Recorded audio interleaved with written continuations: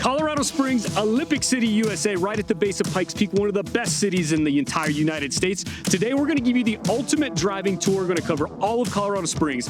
I'm going to start it out up north. We're going to start in Monument, work our way through the beautiful Black Forest area, lots of trees, and down into Northgate, the most rapidly developing area within Colorado Springs. But if master plan communities are your thing, then that's going to be the first neighborhood that I'm going to take you to. Maybe you just want more amenities.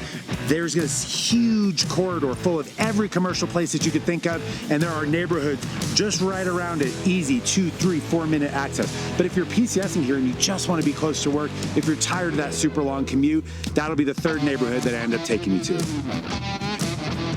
If you are looking to be in the heart of the city, really true Colorado Springs, then we are going to be checking out the southwest corridor of Colorado Springs where all the action is. You've got the Broadmoor. We're going to be going through Old Colorado City, Manitou, and just checking everything out in between there. So definitely stick around for that part.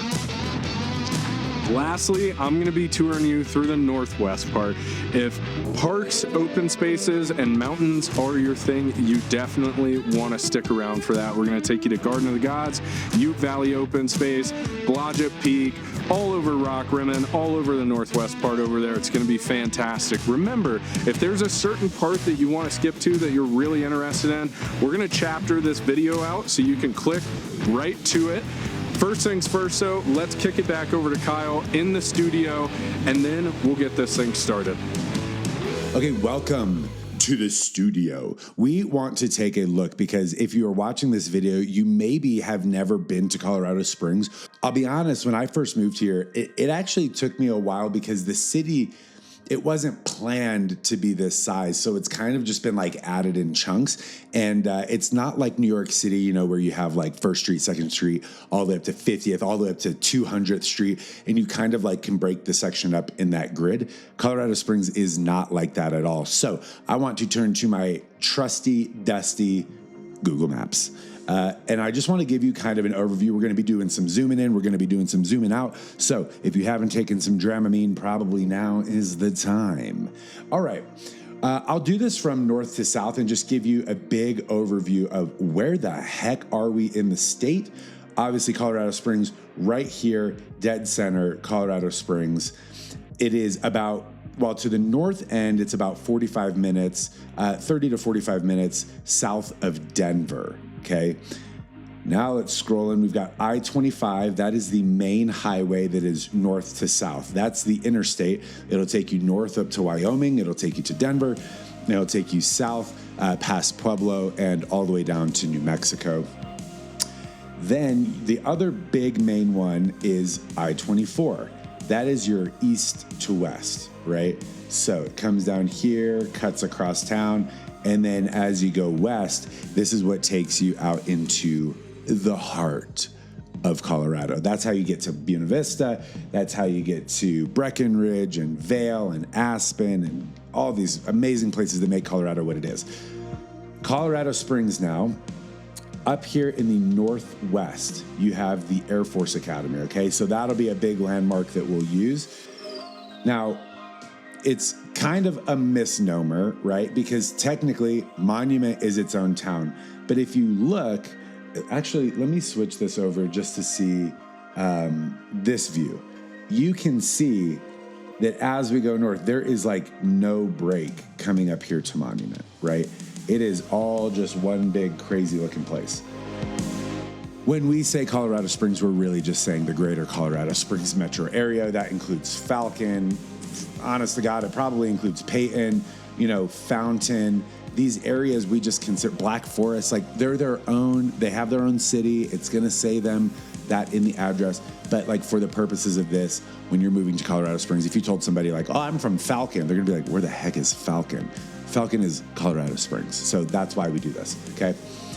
So from north to south, you've got Monument, Palmer Lake, and Woodmoor. Okay, this is kind of the northwest edge of Black Forest. Black Forest is obviously indicated by this green stuff because it's a forest. Very nice. And then The Northgate area. The Northgate, what's most notable up here is the club at Flying Horse and this whole neighborhood, which is the Flying Horse neighborhood and Northgate. So you'll see this as we go through the video and as you're doing the driving. So I'm not going to go that much into it, but this is like lots of commercial development, but also bigger lots. And out in Black Forest, as you'll drive through, you'll learn all about the houses, but that is just like residential and kind of like ranch residential. Briargate, one of the most popular neighborhoods in all of Colorado Springs. District 20 schools, we're going to drive through there, show you some really great stuff. That is the northern kind of section. And then here, I think the way that you learn Colorado Springs is the main roads, right? We have these big arteries that go through the town. And when you understand those, it just really helps you kind of segment the city up a little bit better. So again, we've got 24, this big east to west that comes swooping through. And then the big east to west ones here are Woodman, right? That's kind of the southern edge of Briargate. And then the northern edge is, you guessed it, Briargate Parkway right here. As you go south, you've got Austin Bluffs Parkway. Now this one's a little bit weird because it kind of like scoops up to the north. So sometimes it'll make you a little bit dizzy. And then I would say the other major one, which is Platt, is 24. Well, I guess 24 comes down like this. Platt goes straight across there. And then what about your north to south? Your major north to south are Academy. It goes all the way to the Academy. And the other one is the Powers Corridor. Powers Corridor, you'll see in the video, tons of shopping, tons of commercial development there. And then you have the neighborhood over here to the east. So some people, for example, will say like, I don't want to live west of Powers. And some people say, I don't want to live east of Powers, right? So, and right now, in 2024, Mark Scheffel is kind of the eastern boundary, but what's happening is right up and down this corridor, there is a lot of development happening, and it's kind of like building in and filling all of this in. So I also want you to see, we'll just keep working north to south of just what we'll see. So Banning Lewis Ranch, right? Just south of Woodman, kind of out as you're heading out towards Falcon. The Banning Lewis Ranch, giant master plan community. We're going to drive through there. And then back in kind of the center, this is like Stetson Hills area. Okay. Palmer Park. I think a lot of people in Colorado Springs, they reference where the big parks are. And that's the easy way to figure out kind of like, well, where are you? Oh, it's over by Palmer Park. Gotcha. I understand the general vicinity is dead center in the middle of town. Now, when you come to the west side of town, west of I-25. So if anybody says west side, they're saying west of I-25. You've got Ute Valley Park. This is the big kahuna out here. And that is surrounded by the Rock Rimmon neighborhood. Things that you'll see, like if you watch our beer tour, which if you haven't watched it, here's a plug, you should, because it's freaking hilarious. But Red Leg Brewing is over here. Trinity Brewing is right off of Garden of the Gods Road. Lots of great shops over there. Costco, hello. And then as you go south, this is probably what most people, if you've only visited here, most of you are probably familiar with Garden of the Gods, right? Which is right by Manitou. So again, I'm going to zoom out just so that we can get perspective. Briargate, Northgate, Glen Eagle, Monument, these are all up north. Stetson Hills over here to the east, Cimarron Hills, Claremont Ranch, Palmer Park right here. Let's go in just a tad. There we go. Ooh, that's better. Palmer Park right here in the center. This is funny because it's called Northeast Colorado Springs, but that's because that was based on the original Colorado Springs. Now, obviously, this is Northeast Colorado Springs. Over here is where you have Pulpit Rock and UCCS, University of Colorado, Colorado Springs. And then as you go down, you've got the airport here in the southeast corner. Now, the airport is effectively co-located with Peterson Space Force Base. And across this area, this is called Security Wide Field, okay? It goes all the way down, boink, until where 21 becomes 16, and then you have Fountain down here in the south. So I think the other big thing that I want to make sure you guys know, and the Broadmoor. Sorry, almost skipped that. The Broadmoor area is this southwest portion. Obviously, like the Broadmoor itself is here, but all around it, this is like Broadmoor Bluffs area, really bougie, super nice. And then you've got Skyway, Old Colorado City. And now this is a major note, Old Colorado City, which kind of has like a downtown area along Colorado Avenue, which is different than what we consider downtown, which is really like this area. Whoops. Hello. Which is really kind of this area. So between Cascade and Nevada, and it's really Tejon. Tejon is really the street that is our downtown area.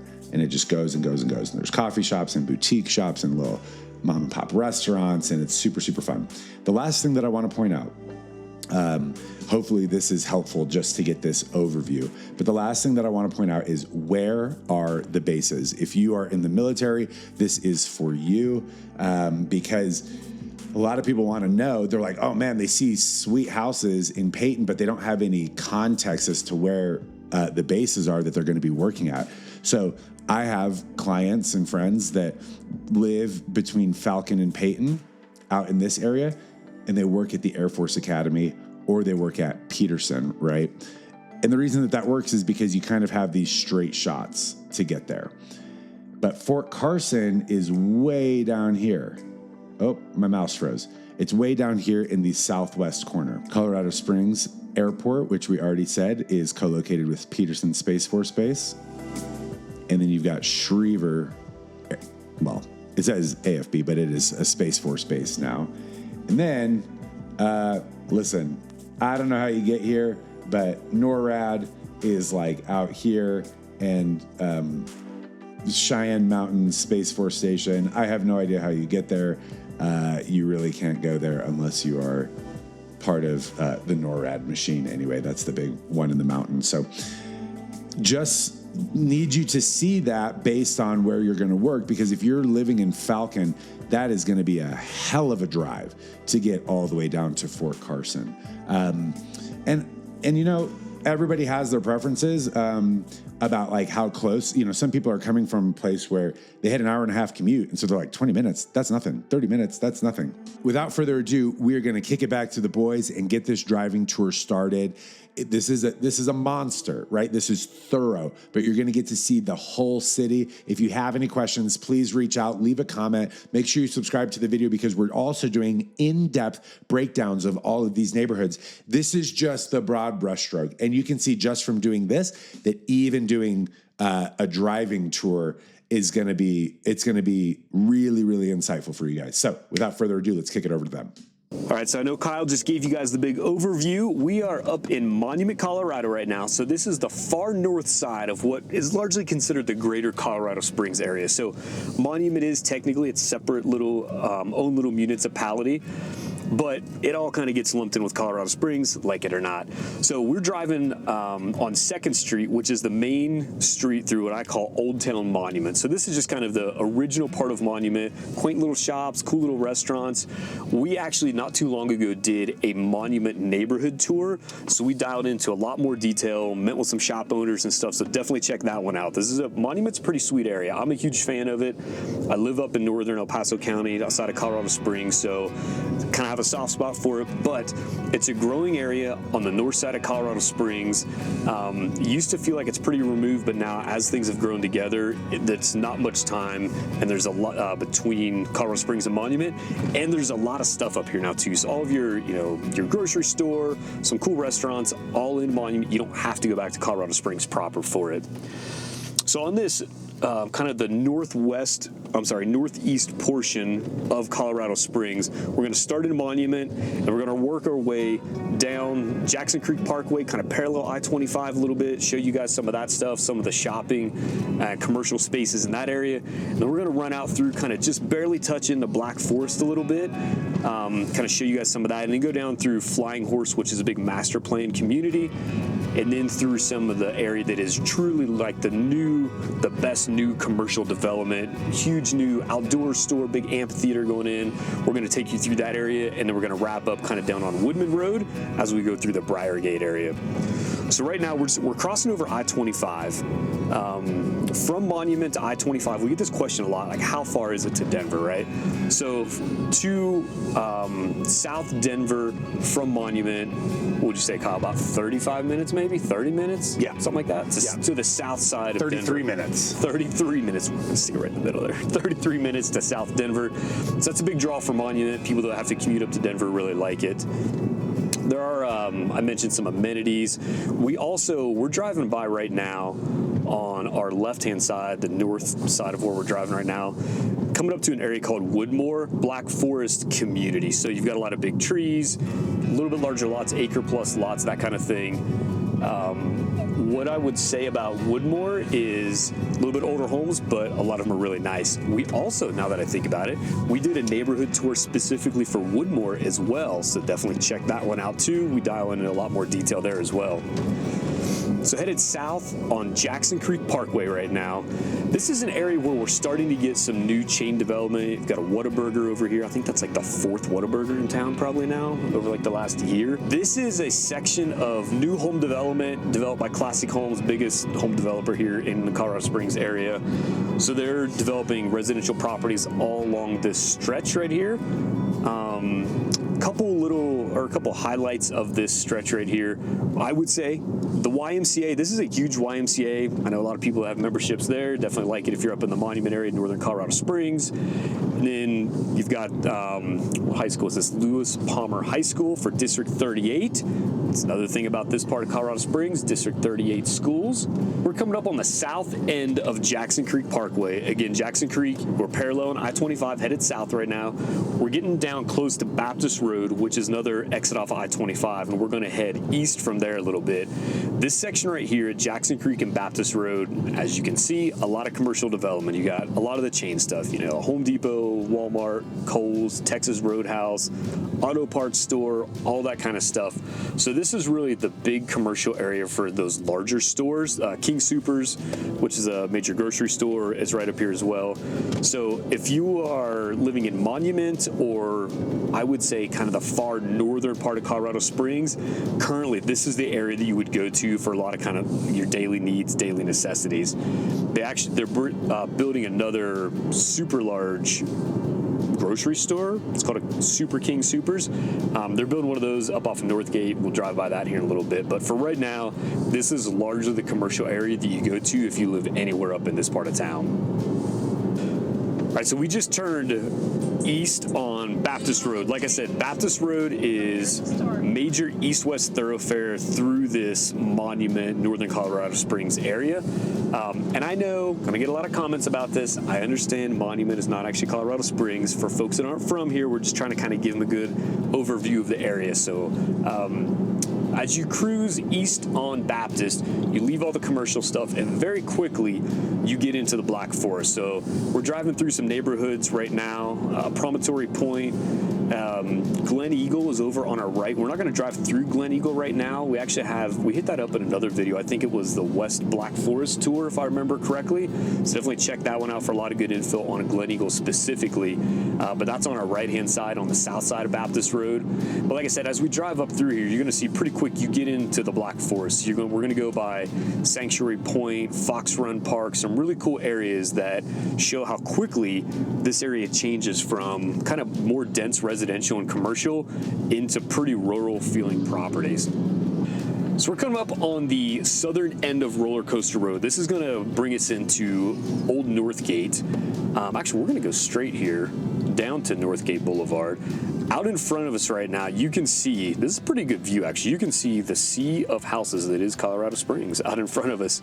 We're kind of looking over the top of Flying Horse and then out over the Powers Corridor, which Kyle's going to take you guys on a big tour of here a little bit later. But it just gives you a good idea of how large Colorado Springs is. You can see Cheyenne Mountain off to the left out there. The community we're driving through right now, this is Flying Horse. I guess it's a good community to mention because it has been the #1 rated community in Colorado Springs for 5 years running per Classic Homes. they're the major developer here. But it is a pretty cool community. It started in 2000, probably like 2006 or so. A little bit of a hiatus during the real estate downturn in 2008 to 10. And since then, they've been built like gangbusters. And it is just about built out. I think there's one more filing left. Yep. And it's getting pretty close to build out as well. So it's been a really popular community for a long time. There's a private golf course, big clubhouse, recreational area, little hotel stuff as well as part of Flying Horse around the clubhouse. So it is kind of an anchor point on the residential side for this far northeast part of Colorado Springs.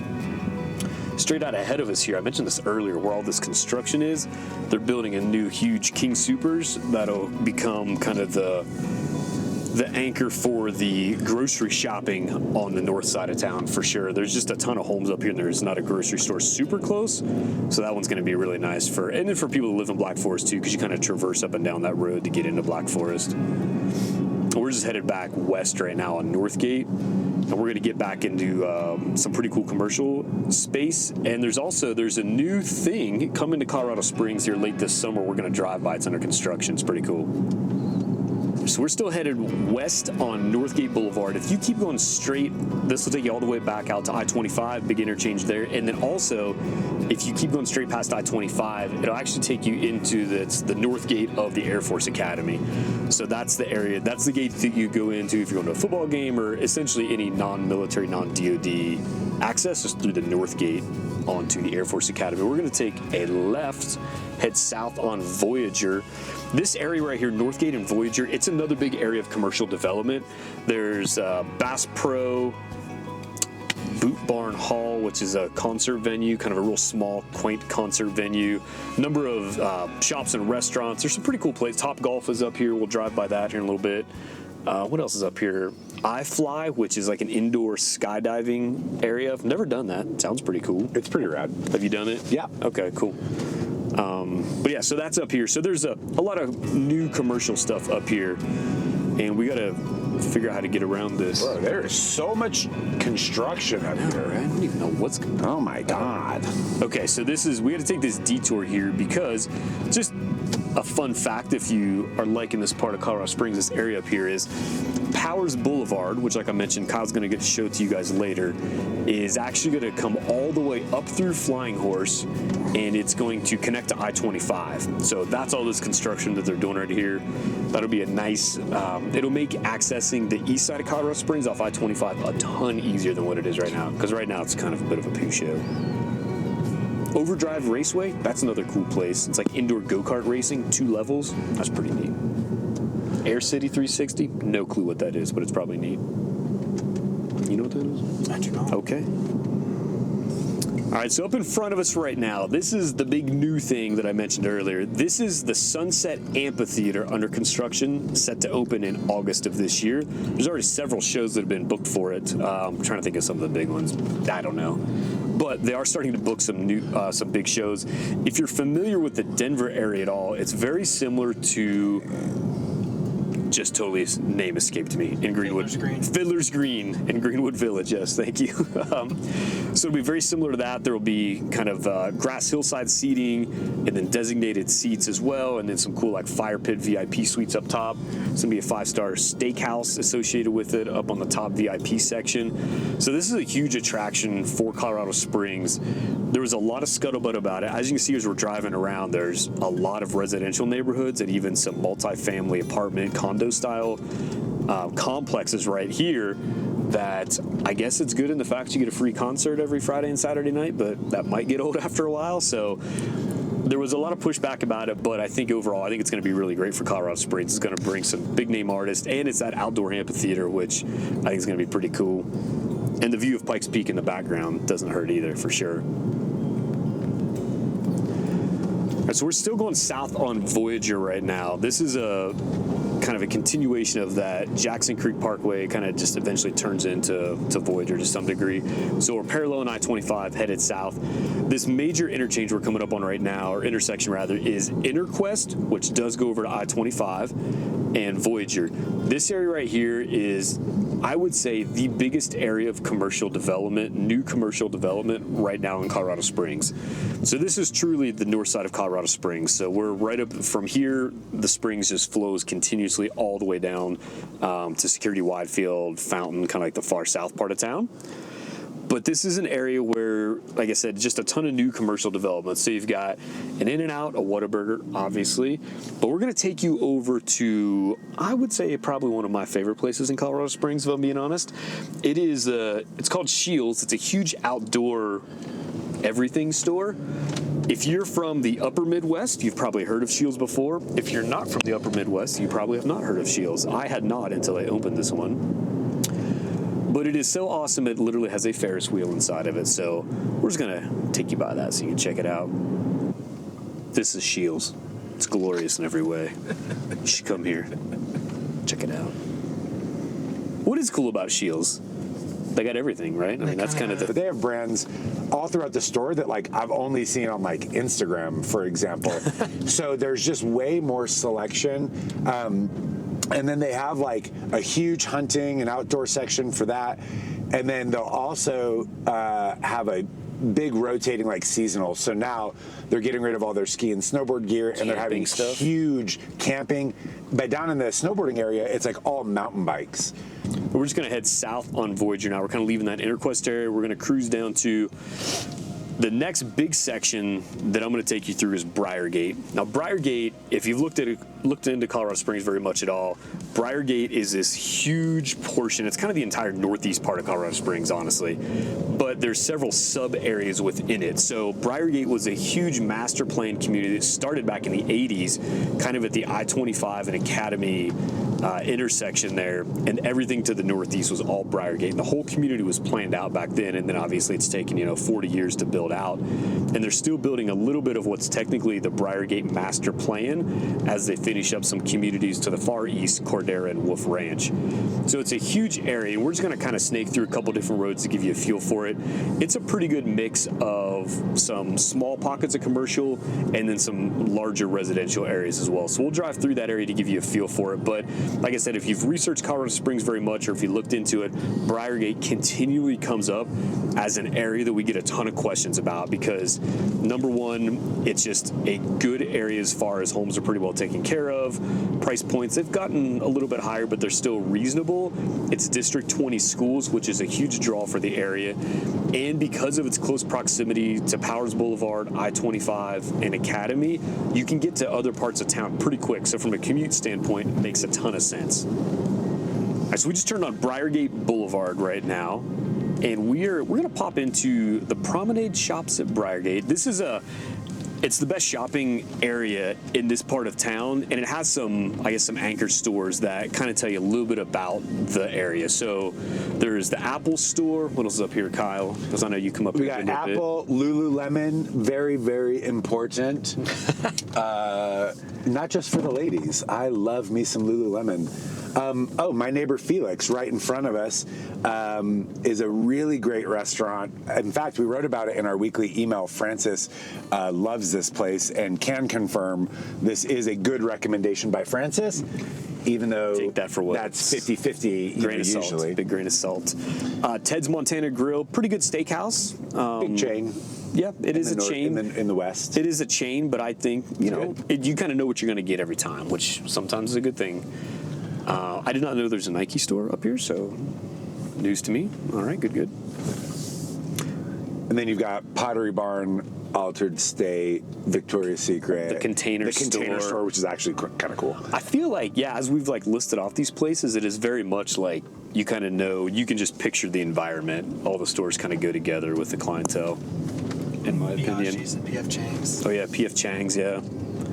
Lettuce wraps. I like the lettuce wraps there. To take just a quick little pit stop from the driving tour first to kind of break it up a little bit, and also to show you guys what I think is one of the great features, if you will, about the Briargate neighborhood. This is John Venezia Park. It's been open probably about 3 years now, I think. So this is Briargate Boulevard right here. We're just north of Research. And then in the background back there, you can see the big buildings. That's Children's Hospital and Memorial North.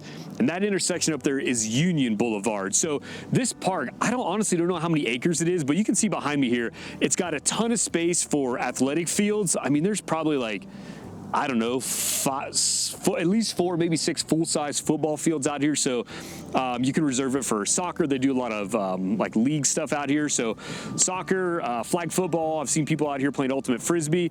And then behind us back here, there's a huge kids playground, tons of swings and slides and all that stuff. There's some pavilions that I think you can rent the space or reserve the space. You don't have to pay for it. So if you want to do a family picnic or family gathering, they've got a lot of pavilion space over here that's covered. And then on the far side back there, I don't know if you can kind of see it up at the top of the hill, but there's a bunch of pickleball courts up there. So now the pickleball courts, I will tell you, the hours when folks that are not retired are still working, the retirees hit up the pickleball, I've noticed. So if you go up there like 10:30 on a freaking Tuesday, they're going to be packed up there. So it is kind of hard to get a court up there sometimes, but like I said, pickleball also. So this park, John Venezia Park, just a great anchor point for this northern Colorado Springs Briargate community.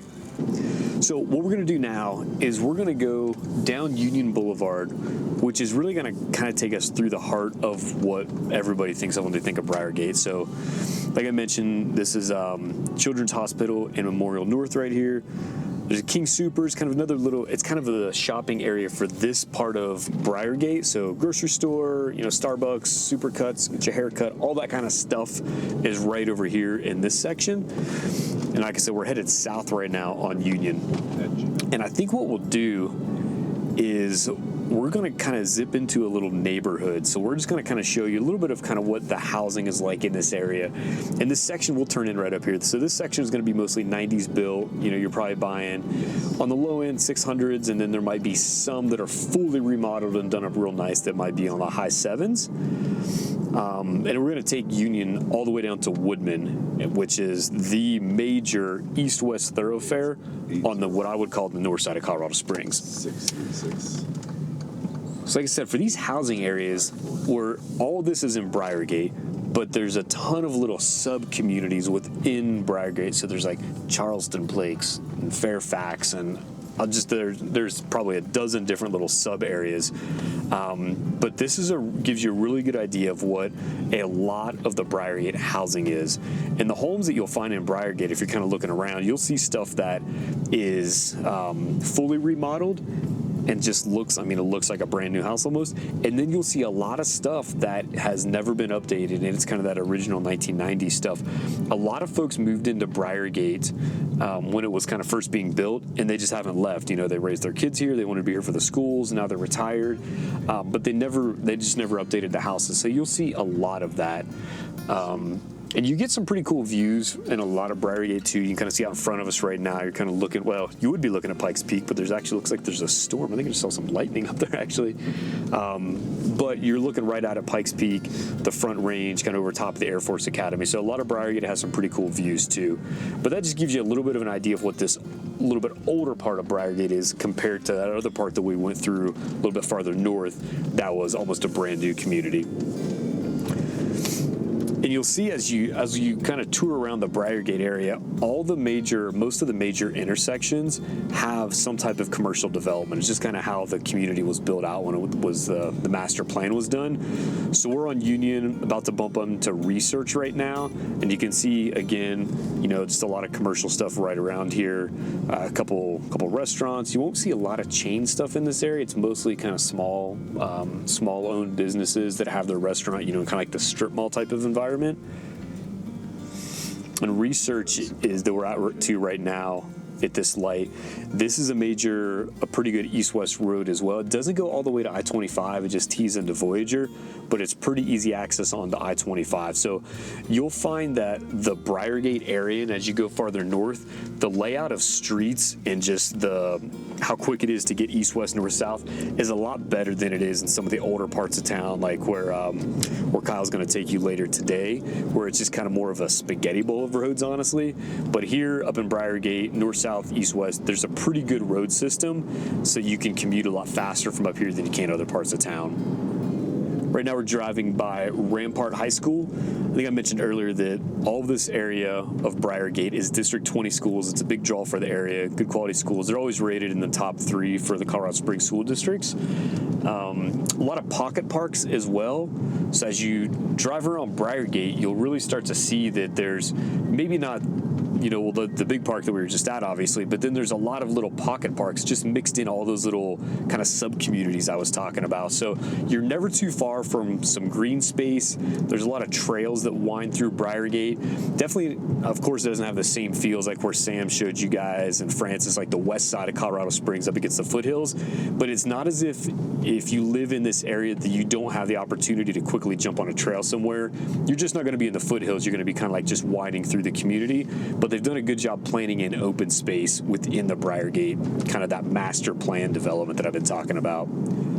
We're about to come up on Woodman Road. So Woodman Road is, in most people's minds, most locals, that's kind of the line when you say North Colorado Springs, north of Woodman, and then south of Woodman is kind of just Colorado Springs, I guess. So it is the major east-west thoroughfare on the north side of kind of true Colorado Springs proper. There it goes all the way to I-25, goes out to Powers Boulevard, which we're going to cruise down that way right now. It actually goes all the way out to Falcon, which is another little town just east of Colorado Springs. They're kind of starting to grow together now too, but Woodman Road goes all the way out to Highway 24 in Falcon. So they've done a lot of construction on it over the last few years, expanded it to 3 lanes both directions. So it's definitely a major artery on the north side of town. And as we drive down Woodman, you'll see that it's really just a lot of commercial development all along Woodman. Are approaching Powers Boulevard right now. Now this is the next area. As you kind of saw as we drove, you know, it's a lot of commercial stuff. You can kind of see the housing developments kind of tucked back behind the commercial. At this intersection, I would say the highlights and what a point of consideration for a lot of folks that are going to move to certain areas where the hospitals are. So the major St. Francis Hospital, there's kind of 2 major hospitals on the in Colorado Springs, Memorial and St. Francis. They both have a downtown location, and we showed you the Memorial North location. Here is the St. Francis North location, right at Woodman and Powers. We drove by kind of that normal, more normal suburban commercial stuff. So Walmart, Home Depot, kind of all the stuff you normally see with that, Walgreens, that type of stuff. So that's kind of what you find along Woodman. And now as we just passed underneath Powers Boulevard, we're going to go out to Banning Lewis Ranch, and then Kyle's going to take it over from there. This is another area where there's been a lot of new development. So a lot of new housing communities out here, and now the commercial is starting to pop up with those. So you're starting to see some restaurants. It's going to be mostly chain restaurants, but you are starting to see some options now on this far northeast part of town that just a couple years ago there was really just nothing out this way at all.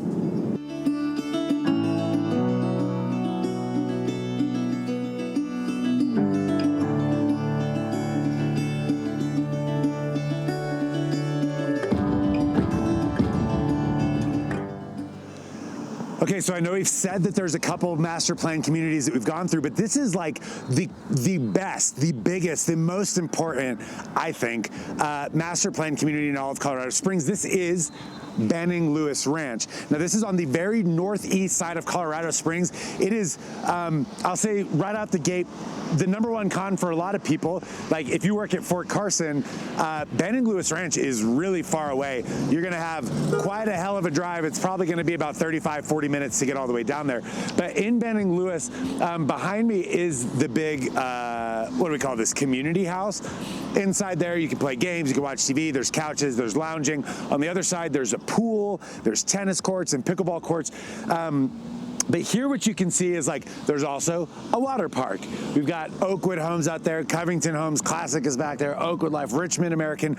So there's tons of building, and there's it's mostly done. I say mostly.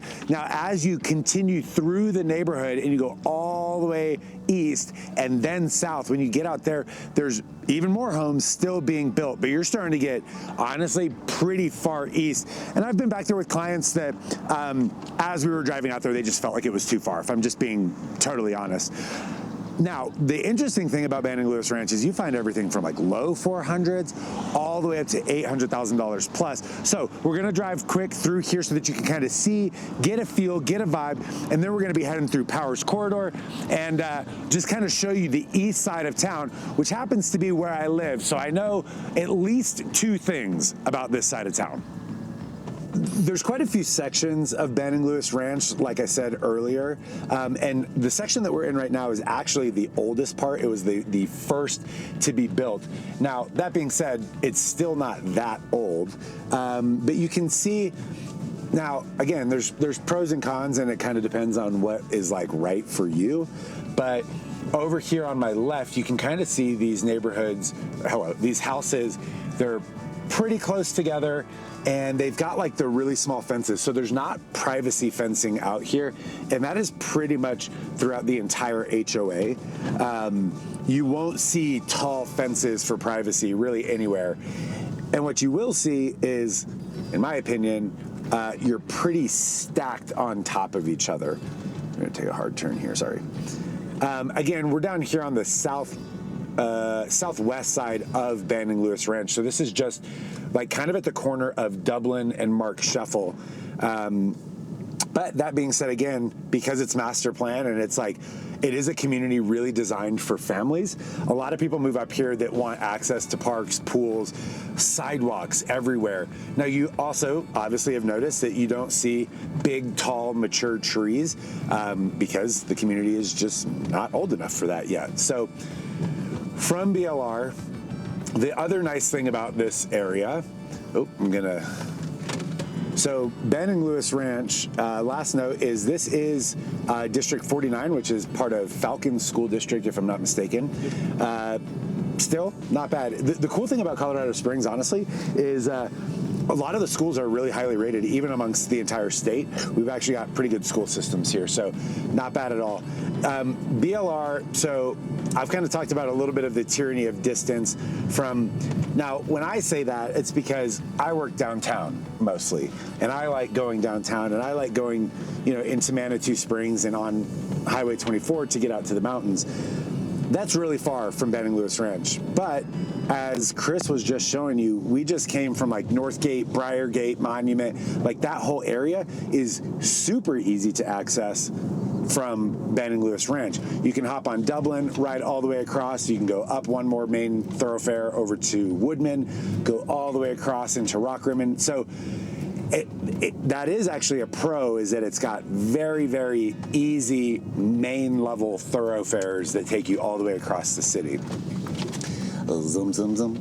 Okay, so to get from here down to the south end of town, you're gonna hop on Mark Sheffel. Mark Sheffel is currently, it's a 2-lane north and south, and there's sections of it that they are turning into that are 4-lane, and they're actually kind of expanding because there's going to be quite a bit of development.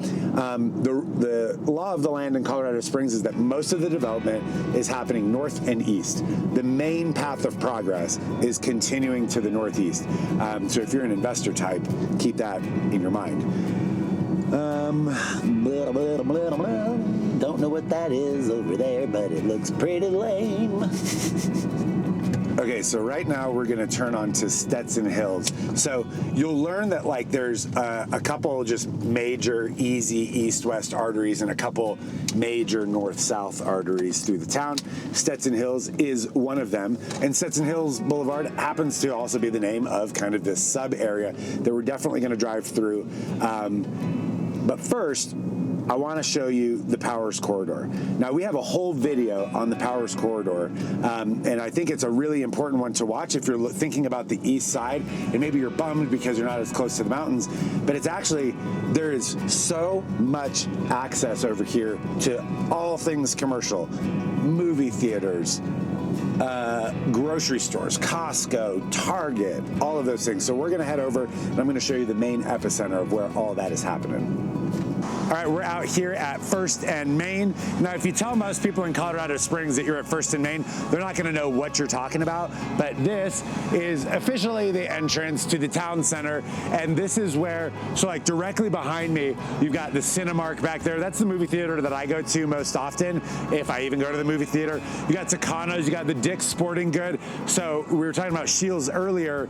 And if Shields is a little bit too far for you, then, you know, we'll just hit Dick's Sporting Goods or Amazon. You know, whatever. And then you've got some little restaurants over here. But again, everything in this section is going to be chain. Now, look, the reality is that I personally don't eat at a lot of chain restaurants just because like they're not that exciting to me. And I feel like they were really good when I was younger. And now that I've got mature taste buds, they're just not good at all. So we go downtown, and I think Francis is going to take you around, or at the end, maybe we'll all be down there. And there's just more like local eateries in the downtown area. On the east side of Powers, you do have a lot of, we're gonna say older houses. Now you get old houses in Colorado Springs, you get all the way back to like the early 1900s. Here you're gonna have a lot of 80s and 90s builds, and you'll be in the $400,000, $500,000, $600,000 range. And then on the east side, so more towards Kansas, you'll have, well, I guess, you know, as we go from like north to south, it does get newer as you go north, like we said. So the prices do creep up a little bit as you go up that direction. But then as you come south and you kind of get a little bit closer to the airport, the prices kind of come down a little bit. So you could be 400s, 500s, and like we said, all the way up in Benning Lewis Ranch, all the way up into the 800,000s. I'm not steering you anywhere. But, so I live on the southeast side of town in Claremont Ranch, which you can just see in that whole video because we kind of walk through the neighborhood. You get a really good feel. There is actually quite a bit of building happening over there too. And the homes, you know, are in the 400,000s. There's stuff down even in the high threes. But Platte is like the southernmost east to west. And that road is starting to drive me up the freaking wall. Like, I don't know. I don't think I've ever lived in a city that has as many stoplights as this city. And especially when you're on Platte, they're in like inconvenient places. And you're like, why is there a whole stoplight there? So everyone will like finally start going, but then there's another one like right here. There's another one literally 50 yards past this stoplight. And so if it got busy, now you have traffic in the middle of the freaking intersection. Look, we got a lot of great people in Colorado Springs, but the engineers for the city, they need to leave. We need new ones. So we're down on the Constitution Mark Shuffle. We just turned. There's the little King Supers over here. So pretty much everything is, that was my turn. That's right, I'll hit this next one. No, I will say the nice thing about, I could walk to the grocery store. If I was a New Yorker, I am definitely close enough to walk to the grocery store. Ask me how many times I've walked to that grocery store. I'm going to say not a lot. Once. And it was a nice walk. But then I had a handful of groceries, and I was like, I'm not doing this anymore. Oh, look at that C-130. Look at him. Look at that hard base leg. C-130 rolling down the strap. Airborne Ranger's gonna take a little trap.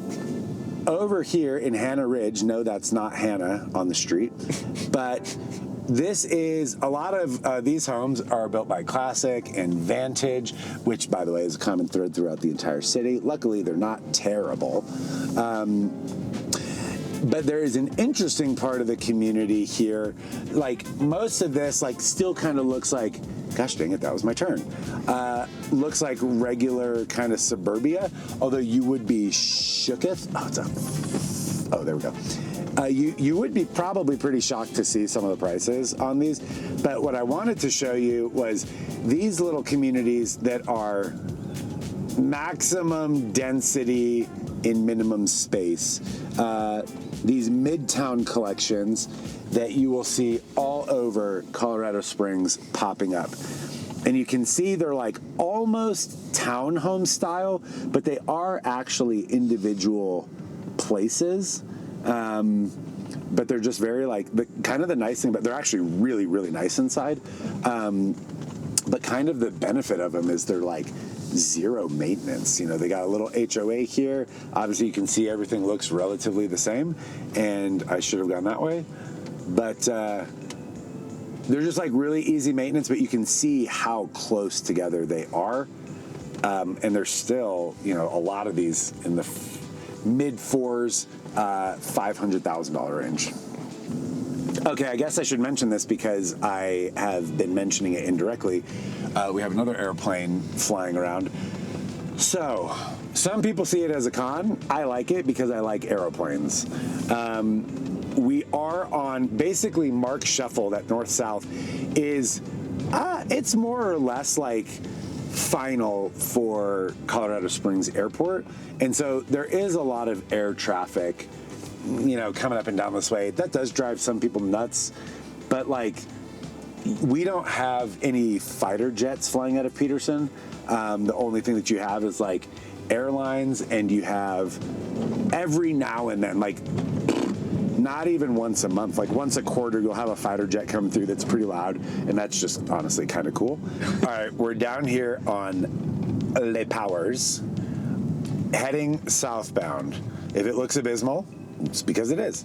But this is kind of the direction that you go. This is how you get to the airport. We are on Airport Road, which is funny because I think there's actually 2 airport roads, which is kind of confusing.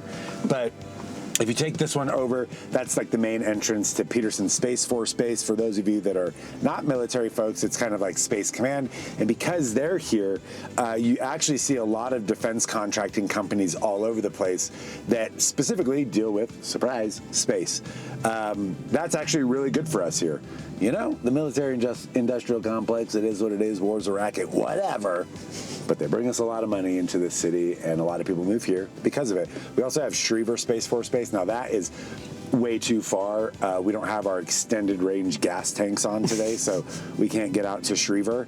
But that is like southeast, and you drive basically, you just like get on some roads like off of Mark Shuffle, and then you head east from there. Schriever is very remote. Obviously, we have Cheyenne Mountain Complex.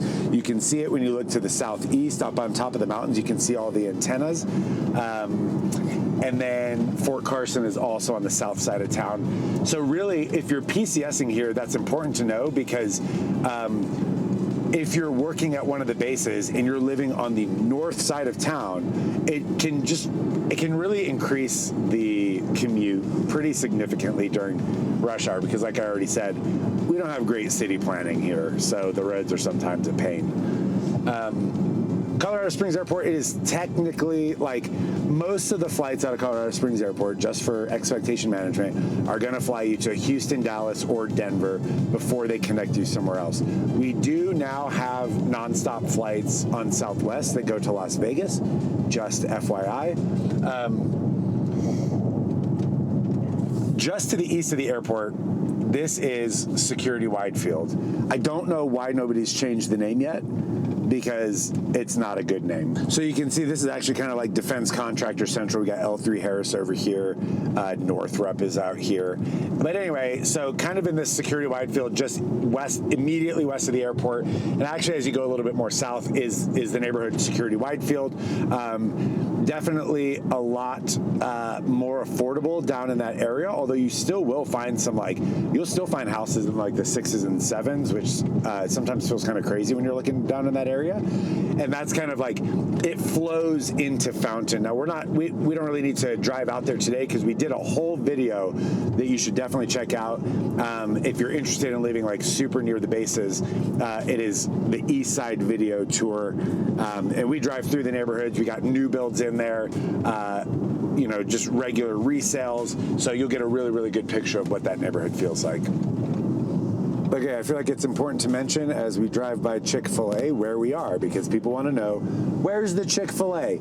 Not the Olive Garden, because Olive Garden, we tried to eat Olive Garden before going to Climb a 14er one time. We, like, you know, night before, we're like, we'll go get pasta. This will be good. We'll carb load. I felt like I was going to throw up the entire trip. So, pro tip, if you're going to do pasta the night before, like, make it at home or something. Anyway, where are we?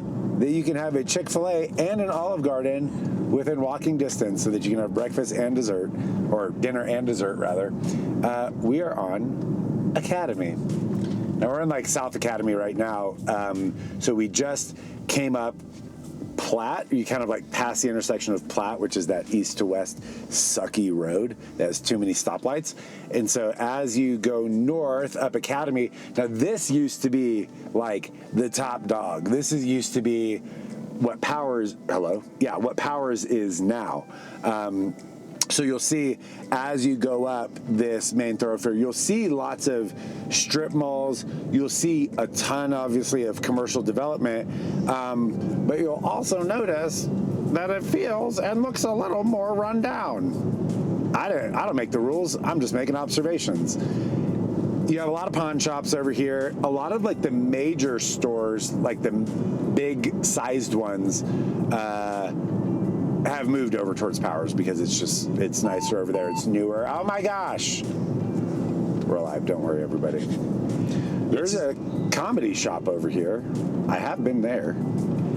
Comedy stores are not that funny to me. That used to be a Circuit City back in the day. Oh my gosh, there is a Gold's Gym. Speaking of gyms. No, there's not anymore. It's closed. It is closed. Oh, I'm surprised Vasa didn't buy that. Probably because Powers Academy Boulevard is kind of sketch. It's that normal transition, right, that towns go through where there's the hot spot and then just growth happens in a certain direction and then it just goes to that area and it in Colorado Springs it's kind of went from west to east. So the downtown area, when Academy was the hot spot, downtown was like there was nothing there. You didn't go there for anything and it wasn't nice at all, but now it's went through the revitalization. So I think it's just that cyclical thing that you see in most medium to big size cities. That's kind of what Academy's, I don't want to say suffering with right now, but it's just kind of a fact of the matter. So now we're finally turning off of Academy to take you to the final destination. I mentioned earlier that there are parks everywhere, and we would be remiss if we did not take you to one of the most magical places in all of Colorado Springs. But first, I have a red light that is totally unnecessary. As you can see, on a windy little road going to one of the most iconic, central, most important places in all of Colorado Springs, and that is Palmer freaking Park. Palmer Park is gorgeous. It's right off of Academy. This place is amazing. This is like well over 700 acres. There's tons and tons of trails here. People go horseback riding up here. They bring their dogs. They go hiking. You'll see tons of people doing little photo shoots up here as well. The Marvin J. Urban Youth Camp for reservation only. This is why people come to Palmer Park. Because when you come up to the top here, you can see Pikes Peak looking like Mount freaking Everest right now. Just a freaking banger out there. Huge, peeking up into the clouds. We're gonna get out and take a little look-see. Palmer Park trail system, it is huge. This is there are trails all through here. You could totally get lost out here. There are some areas for dog off leash, so that is allowed up here, and it's one of the few areas that's technically allowed. But in my experience, most people in Colorado Springs don't really care as long as your dog's not an asshole. So Palmer Park is really, really amazing, and you can just see how freaking big it is. And we're up top. And again, obviously, this place is just so freaking silly. And you have incredible views. So this is out west. And I think if you look really, really, really hard, you can actually see Francis down at Memorial Park. He's going to be taking you through really the places in Colorado Springs that make people the most happy, generally speaking, is kind of over on the west side. So he's going to be taking you from Memorial Park over to OCC, where he lives, Old Colorado City. And then they're going to head up through Rock Rimmon. You got the Air Force Academy kind of up there. So we've got a lot coming up. So stay tuned, because the video is going to get better and more exciting than the east side. It's just a fact. I'm sorry.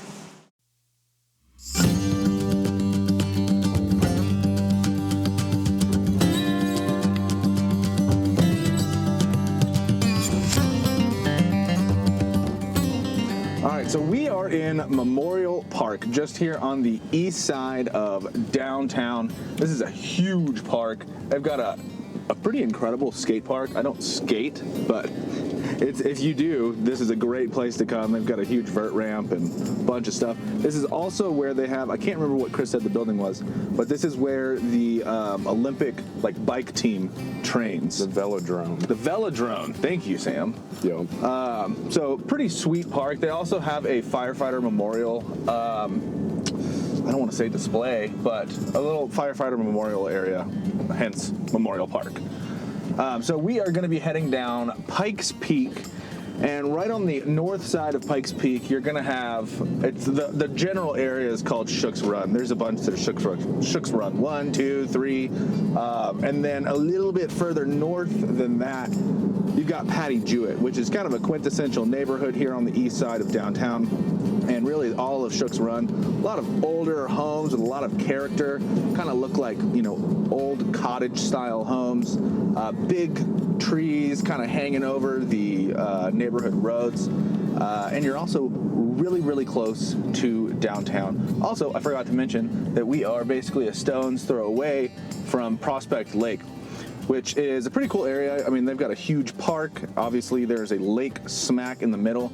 And it was kind of interesting. I was driving through there, I don't know, a year ago or something, and there was a boat that you would see on a lake pulling a tuber behind it. And now, when I say Prospect Lake, I mean more like Prospect Pond. So I was pretty surprised to see that they had motorized boats in that lake, but yeah, I've seen crazier things. But really cool area. And we are kind of heading into downtown right now, but we're going to hold on to that for later. So we're going to head over to the Broadmoor, which I feel like when people think of Colorado Springs, the Broadmoor is really one of the first things that comes to mind, and you're going to see why. So let's go check it out. All right, before we go to the Broadmoor, I would be remiss if I did not talk about Ivywild, which is where we are headed right now. This neighborhood kind of reminds me of Old Colorado City in a way, where, again, lots of old houses, lots of character, but you've got really good access to the mountains. Honestly, I think better than some places in the OCC or the west side, just because you're a lot closer to the highway. Ivywild School. So if you haven't seen it already, we've got a video for downtown where we go into a lot more detail about Ivywild. But we're just going to take a quick little stroll through there. It's a really cool neighborhood, so buckle up and let's go. All right, so we are about to pull past the Ivywild School, which if you didn't know, which you should if you've been, tuning in for a while, this was an old elementary school that has been converted into commercial space. From what I understand, Bristol Brewing is really what started this whole thing. They own like half the building. And we did a brewery tour where we talked about Bristol, which is a pretty important brewery here. Win a lot of awards, but you should definitely go check out that video. But this is Ivywild. So you have a lot of multifamily developments over here. You've also got a lot of just older, kind of smaller homes, A lot of them were built in the 50s. So they've got a lot of character. A lot of them have been, obviously. You got some really cool old Victorian stuff over here too, though. Yeah. Stuff that was, built in the late 19th century, early 20th century. Some really cool craftsmen's over in this neighborhood, but. Yep. So just super unique, full of character neighborhood over here. So Ivywild Park. All right, so we are turning on to Lake Avenue, which is really the entrance into the Broadmoor. Just about a mile east of us, where we are right now, is kind of your main commercial area. You've got, a Target over there, Tinseltown, lots of shops and, dining options. Also, you have the Broadmoor World Arena, which is a huge venue. It used to be where the U.S. figure skating team competed. They still do have big figure skating events there, but they also have concerts. Tool played there last year. Bert Kreischer, who is not my favorite comedian, but he's pretty big. Sam's a big fan. Is also playing there. So you get a lot of big acts that go to play at the Broadmoor World Arena. So we are coming into the Broadmoor. So when people think of Colorado Springs, the Broadmoor is typically one of the top things that comes to mind. It's obviously you have the resort, but the neighborhood here is huge. I mean, you have a bunch of different sub areas within like Greater Broadmoor, but where we are right now is like the heart of it. This is what we call old money. There are houses that have probably been in families for generations in this community. Lots of history here. We do have another video where we kind of go into a lot more detail in the Broadmoor, the southwest side of Colorado Springs. So definitely go check out our neighborhood playlist to see a more in-depth view at the Broadmoor. But again, quintessential Colorado Springs neighborhood. Actually, you know what? We're gonna drive down one road here just so you guys can see some of these pretty freaking incredible houses that we've got all around here.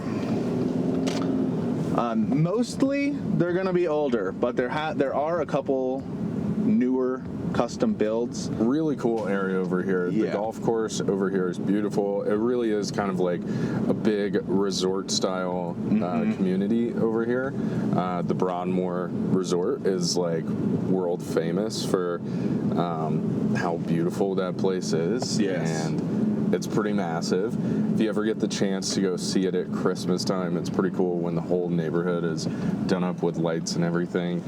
Over here, also worth mentioning, that I think is awesome, not just the big houses and, you know, beautiful streets and everything, but the Cheyenne Mountain Zoo. Ooh, yeah. This is how you're going to go into the zoo over here. Another world famous spot is that zoo. I think it's one of the coolest things because it's set up actually on Cheyenne Mountain. And you get some incredible city views out of that place. They also do some nighttime events there, like Boo at the Zoo, Moonlight on the Mountain, Christmas Safari. It's pretty freaking awesome. Dude, it sounds like you go to the zoo quite a bit, man. Dude, I love our zoo. That is cool. And it is also the only mountain zoo in the country. Is it? It is, yes. And also, it's supposed to be one of the best zoos for how well they take care of, like, their animals. A lot of times when I go, like, if I grew up going to the Dallas Zoo, and, like, you see these tigers in, like, these little bitty enclosures, and, I don't know, it doesn't make me feel great, but the Cheyenne Mountain Zoo definitely has wide open enclosures. You can feed giraffes there, too. Yeah. Super, and it's also really easy to like get around there. It's not like you're walking miles and miles all day long to go see stuff. Like you can pretty much get it done in four hours. Yeah, I would say. I think so. I'm pretty quick though. I don't know. All right, so directly in front of us is the Broadmoor Resort. Obviously, huge attraction here in town. It is also a conference center. So I've been to, not a conference, but a couple galas here. Very, very upscale.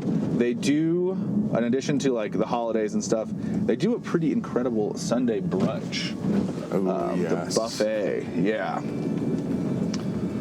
Definitely worth coming to if you're thinking about moving here, or maybe you're just, trying to do a little bit of research for a visit here that you're taking this summer.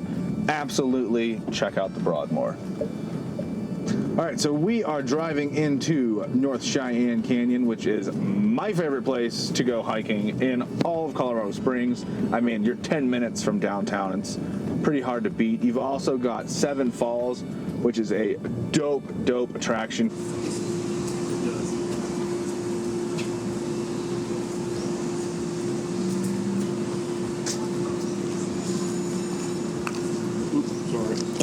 Really cool experience. Definitely recommend checking it out. But Cheyenne Canyon, hands down, the best area for hiking in Colorado Springs, in my opinion. You are actually driving up into the mountains. The drive itself is just fantastic. You get up to there's a parking lot at the very top, and then there's like a dirt shelf road that goes alongside the mountain. You can see all of Colorado Springs, way past Colorado Springs. It's pretty flat out that way. But I mean, just incredible views. It's even nice to just come up and pull off somewhere and go have a little picnic or something. Some great hikes up here, 7 Bridges. Muskoka is one of my favorite hikes up here as well. So, I mean, you just got lots and lots of options. Also, there is a pull-off. This is kind of cool. Just a little side note here. So the state fish is a greenback cutthroat, and there is like a protected area in here. It's on the other side of the canyon. But you can hike along this stream, and there's supposed to be, I haven't seen them, but there's supposed to be some greenback cutthroat, which are like highly endangered, but that is the state fish. So little fun fact for you. So the parking situation up here isn't really the best. They've added some parking, but it's mostly going to be pull-offs. So if you're coming up here on a weekend, I would definitely recommend getting here pretty early, because parking can be a little dicey if you're not going to that very top lot. Let's see what else. This is a great spot to do some winter hikes also. Some of my favorite hikes that I've ever done are in Cheyenne Canyon after like a fresh snow. It's never as crowded after it snows, so you strap on some crampons, and I mean, you pretty much have the whole place to yourself. It's incredible. Bear Creek Park, which is one of the bigger, like, true parks, I would say, in Colorado Springs. So you've got a bunch of pickleball courts, tennis courts, you've got like actual playground area. A lot of times on Saturdays, there'll be like kids soccer games and stuff kind of going along here. And then you've also got one of the biggest dog parks in the country out here, and it's freaking awesome. We come here, I don't know, at least once a week just to walk our dog around, and it's really cool. You can there's a little trail that kind of goes around the perimeter of the park, and it's popping right now. One of my favorite things about this park is the free archery range that's there. Oh yeah, nice. I haven't actually done that before. It's pretty sweet. That's really cool that they have that. We're about to roll into my favorite part of town, Old Colorado City. So if you want a more in-depth look, definitely go check out our playlist. We have a Old Colorado City neighborhood tour where we actually walk through different parts of downtown, or downtown OCC, I should say, and kind of the different areas here on the west side. But great area. I live here. I love it. So let's go check it out. So I don't know if you can see it on our little GoPro camera here, but Angler's Covey is right across the street. That is the biggest fly shop in the country. And it's, Orvis endorsed fly shop, great selection of stuff. They do a bunch of events throughout the year too. Is it the biggest in the country? I think it is, yes. Can you fact check me? No. It's the biggest in the country, all right? Let the comment section fact check you. They also have like a tackle store in there, and they run a guide service. You can rent kayaks. I mean, you don't really need to be a fisherman to go in there, but pretty cool place, and it's walking distance from my house, so I'm not complaining. All right, so we are rolling down Colorado Avenue right now, which is the main street that goes through Old Colorado City. You do have a bunch of homes kind of lining the streets right here before you get into downtown. Also businesses, they are dual zone, so you can, say you have a house on Colorado Avenue, you could sell hot dogs in front of your house, which is pretty sweet. Lots of great restaurants down here. Front Range is kind of a staple. They've been on the Food Network and such. Over here to my right, you've got, oh my God, why can I not remember the Bancroft Park? Jesus. That's where they do the farmers market, which starts in June. But just lots of great shopping and dining right around here. There's a couple of really good boutiques. Thunder and Buttons, which we passed a little bit earlier, is probably my favorite place. It used to be Mother Muff's until it stopped being as good. It's still good. You have really good chicken tenders if you're watching this, I promise. But Jake I don't know. and Telly's, man. Jake and Telly's slaps, but different level of dining experience, right? Oh, definitely. Yeah. We do have an OCC video. You guys absolutely have to check that out. But, I mean, this is just a great place to come on the weekends. In the summertime, it does tend to get a little busy. This is kind of a touristy part of town right here. I mean, there's lots of little hotels, and there's a bunch of Airbnbs in this neighborhood as well. So very, very touristy. Sometimes in the summer, it can get pretty crowded.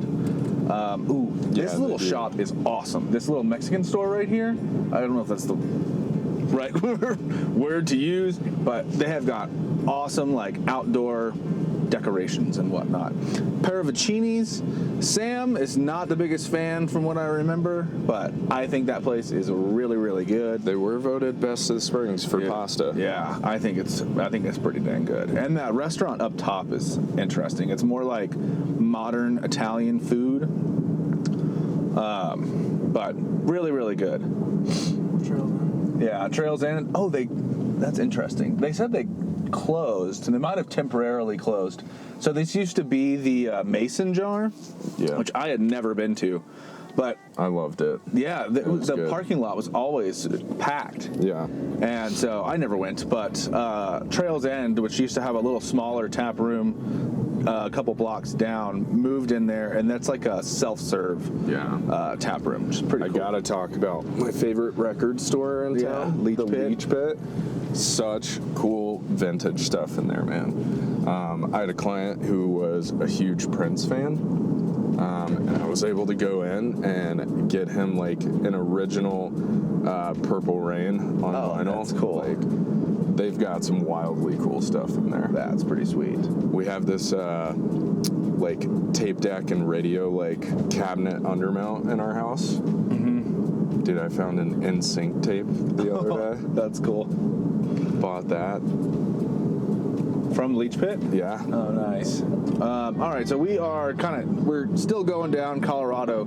Colorado actually turns into Manitou Avenue, which is the next little pocket that we are going to be going and exploring. Yeah. But this road runs parallel to Highway 24, which is the main road that takes you up to Woodland Park. But there also is a really cool open space over there called Red Rocks Open Space. Not to be confused with the amphitheater up in Denver. It's just a hiking area, but it's a really great spot to go. Very easily accessible, great parking situation. Also a great alternative to Garden of the Gods if Garden of the Gods is packed, which it usually is on the weekends in the summer. Lots of people go like rock climbing out there. They've got a little bike park. Really cool spot just right next to downtown. All right, so we are heading into Manitou Springs. A lot of people who might not even be super familiar, historic Manitou Springs, might not even be familiar with like Colorado Springs in general, have probably heard of Manitou Springs. It's a very popular like tourist attraction, tourist town. It's nestled right at the base of Pikes Peak, so a lot of people will come up here and stay at a motel or whatever, and then hike to the top. You also have the Manitou Incline, which is probably one of the most noteworthy hikes in all of Colorado Springs. If not Colorado, it's pretty famous. It's basically a giant staircase, and there's what, like, is it like 17,000 steps or something? I don't know how many steps. It's right at a mile. It's like 2,000 feet in a mile. Yeah. But I think it's less than a mile. Like you don't go like a mile in distance. It's like 2,000 feet in like a quarter of a mile or something insane like that. Gotcha.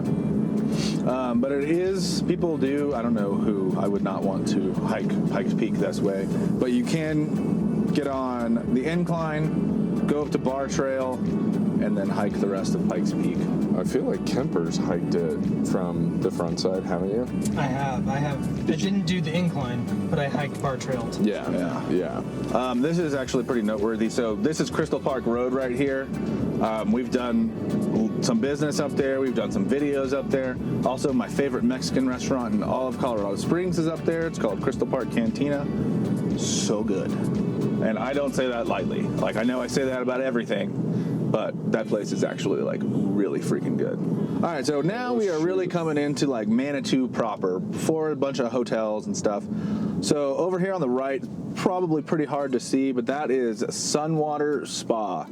So Manitou Springs has like a natural spring, obviously, but they don't have like the hot springs that you think of when you think of like Mount Princeton or anything like that. So that's really your best bet in town, but it's awesome. They've got, I want to say like 12 different tubs, and they're like wooden hot tubs, but incredible views of Pikes Peak and the incline. It's really cool to go if there's like a light snow happening. I took some friends up there from Texas when they were visiting, and it was like snowing and like white-capped mountains. It was incredible. And I think you get like 90 minutes, so...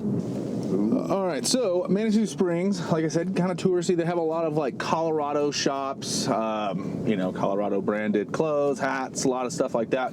But this is also a really big art community. So they do First Friday walks. I think they've started First Friday Art Walk, I should specify, where a bunch of artists come out and they display their art in a bunch of galleries, and there's music, and it's kind of a big affair.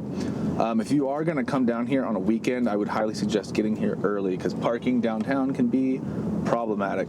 So to my right here is the Penny Arcade. Honestly, the coolest arcade I've ever been into. They've got games in there that are from like the early 1900s. There's a little bar called the Royal Tavern right next to it, so you can play some games, go inside and get a beer. They've got funnel cakes, and I mean, it's really cool. Like, you kind of feel like you're stepping back into time a little bit when you go through there. I wish the games were still a penny, but they are not. Hell's Kitchen Pizza, pretty noteworthy little pizza spot here in Manitou Springs. Chris is a big fan of The Loop, that little Mexican restaurant. It was all right. It was all right. I'd take Crystal Park over The Loop any day. The margs are better at The Loop. Oh, I don't know, man. What's called? Crystal Park has this cilantro jalapeno margarita that is to die for. All right, we are leaving Francis's neck of the woods and headed up to the northwest part here. We're on 30th and just crossed over Fontanero, and we're headed to one of the most iconic spots in the city. This is Garden of the Gods, this place. It blows me away every time I come here still. Been living here for almost 20 years at this point. And Garden of the Gods still, like, absolutely captivates me when I drive through the park every time. I think it's one of the most beautiful sites in the country. So if you are headed to Colorado Springs, it is a little bit touristy. It gets pretty busy on the weekends, but you got to get yourself over here and come check this out. The drive through the park is amazing. They have all sorts of pull-offs and stops where you can park and awe at the wonder of these crazy red rocks that pop up out of the middle of the valley in here, and just create this stunning landscape. What's wild to me is these same red rocks are the same ones that form like Red Rocks Amphitheater up in Denver. They run all the way down to like Levada. Like, this whole like spine runs a couple hundred miles throughout the state. Like, it's pretty impressive. Wow. So you definitely got to come check out this area. We're going to be headed up to kind of Rock Rimmon and that whole northwest side of town. We're going to show you Ute Valley open space, another iconic space here in the city. But yeah. And right now, we're going to take you through the park real quick because this is just, I love it. Also, if you are coming to visit on a weekend and you've got to go to Garden of the Gods on a Saturday or something, we have a relocation guide, so you can reach out to us directly for that. We've got a secret parking spot that nobody knows about, so you can kind of avoid some of these crowds.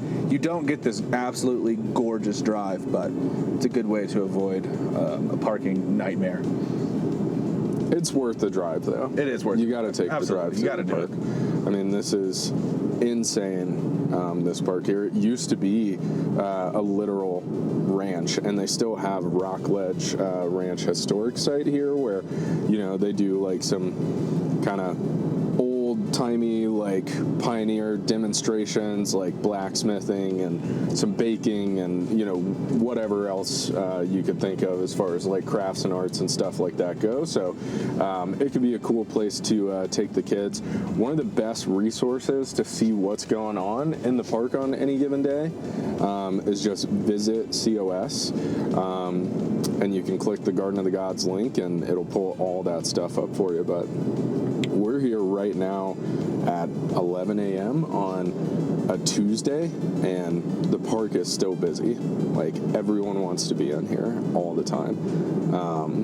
And you'll see why here in a minute. We'll get you some of that GoPro footage off the side of some of these rocks. It's just incredible. And I do want to mention, I know we're not talking a lot about neighborhoods on the tour, but we've got some great neighborhood tours of like Kissing Camels and stuff like that up the hill, which overlooks, it sits on a mesa and overlooks Garden of the Gods and this whole open space over here. It's worth the view. Sorry, passing Kissing Camels right now, and it's just so wild every time. Keep an eye out for some bighorn sheep too. Yeah. Kind of cool. Yeah, the wildlife in here is really cool. I've seen elk in here, plenty of mule deer. I've seen some bighorn sheep in here. And this is all like right in the middle of the city, which is wild. Like, I think this park right here makes Colorado Springs one of the most unique places that you can live.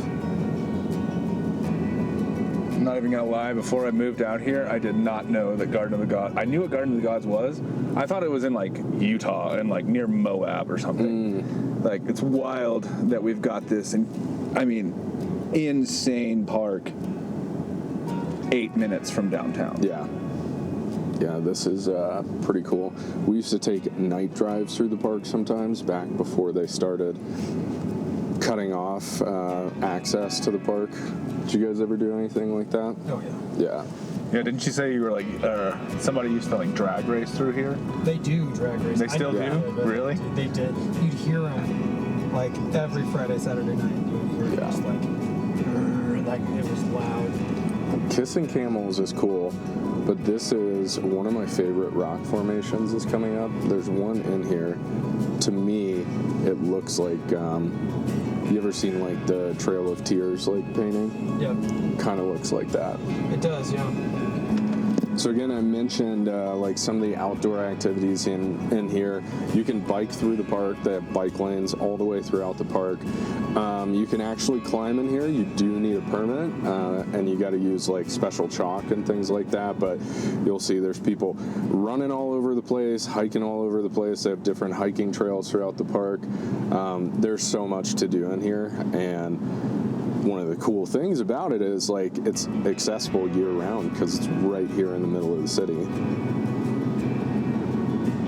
I think at least they did it last summer, but like once a month they'll I think it's like the first Saturday of the month or something, they will close the gates to cars so that you can like bike through here without having to worry about, vehicle traffic. One of my favorite things I've ever done, and sadly I think it's going away this year, is the Starlight Spectacular. It used to be put on by Trails and Open Spaces Coalition, and you would start at night riding your bike in Garden of the Gods and take a loop around the west side of the city, headed down 30th. Such a pretty little bike ride, and they would kind of shut some of the streets down and stuff. We're going to head right up to Garden of the Gods and 30th now, show you some of this commercial stuff that's over here.